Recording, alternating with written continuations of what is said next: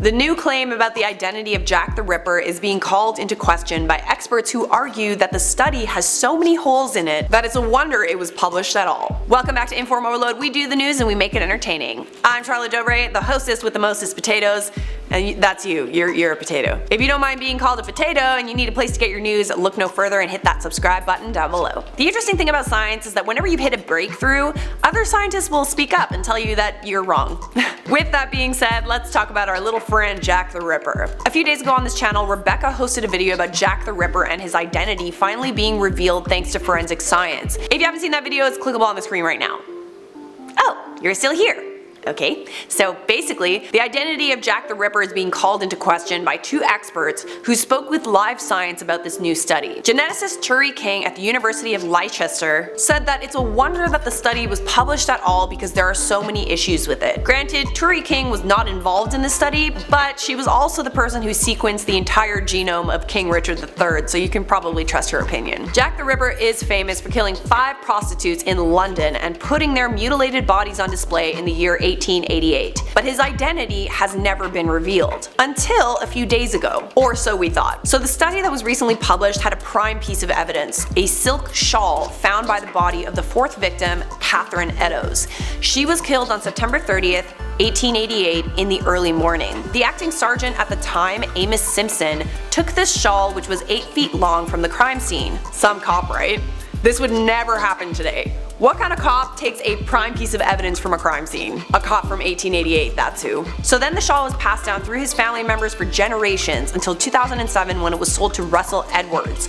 Russell Edwards is who allowed scientists to study it. After this, relatives of Catherine Eddowes, as well as one of the top suspects that may have been Jack the Ripper, Aaron Kaminsky, a Polish barber, were found by researcher Jari Luhalainen. She and David Miller, who is a reproduction and sperm expert, looked at the genetic material passed down by mothers, aka mitochondrial DNA, that was found on the shawl. According to the study, the genetic material on the shawl matched the DNA of Eddowes and Kaminsky. The study also found that the killer was male. He had brown eyes and brown hair, which do match the eyewitness accounts from the time. The findings were actually published several years ago in the book Naming Jack the Ripper, but weren't published in a study until recently. However, let's talk about this shawl. That fishy shawl. There's actually very strong reasoning to suggest that the shawl never belonged to Catherine Eddowes at all. Here's why. London has 2 different police forces. Most of the Jack the Ripper murders occurred within the jurisdiction of the Metropolitan Police, Scotland Yard. But according to Paul Begg, author and historical expert on Jack the Ripper,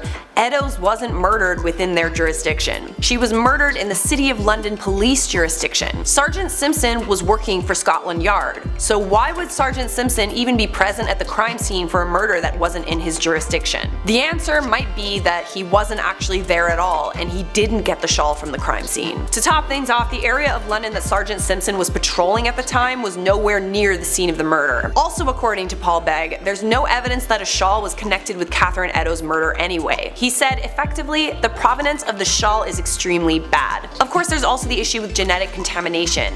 This shawl probably came into contact with God knows how many people.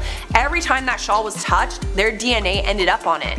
That shawl is incredibly contaminated, and Turi King says that the descendants of Eddowes and Kaminsky took part in that study, so their DNA probably got on the shawl. She said all they had to do was breathe on it, and boom, it's contaminated. The experts say that the study itself seems pretty shady too. The scientists behind it didn't describe their methods very clearly, which would allow other scientists to reproduce the results. It's also kind of strange that the researchers involved in the Jack the Ripper study never said how the descendants were related to Eddowes or Kaminsky, and they also didn't publish their full mitochondrial DNA because of, quote, privacy reasons. So one final word from Turi King. Sure, maybe Kaminsky was Jack the Ripper, but this new study doesn't tell us that. Do you think Aaron Kaminsky was Jack the Ripper? Let me know down there in the comments. For now, I'm gonna wrap up this video with some comment features from our last video on Jack the Ripper. James Horner said, this evidence means nothing. Eddowes was a prostitute, so of course his semen was found on her scarf and other men's too. Keep investigating, guys. Also, definitely a good reason why this scarf, if it belonged to Eddowes in the first place, isn't the most reliable piece of evidence. Master Tarbo said, I love when the hosts of all the different most amazing channels host videos on their sibling channels. If I had my way, I would get all our hosts to host every single channel and we would just be an ensemble cast. But I don't get my way all the time. Sometimes. Original Asherella said, I love that IO and Most Amazing Top 10 are both doing lots of anthropology related videos lately. My degree is in anthropology, so I especially enjoy these videos, and I hope they encourage other viewers to get interested in the field that may not have been exposed to it otherwise. Dude, I love anthropology, you're preaching to the choir, girl. That is it for this video. If you want to watch more, definitely check out that playlist, and obviously leave a like, subscribe, and turn on those notifications so I can see you in a future IO video.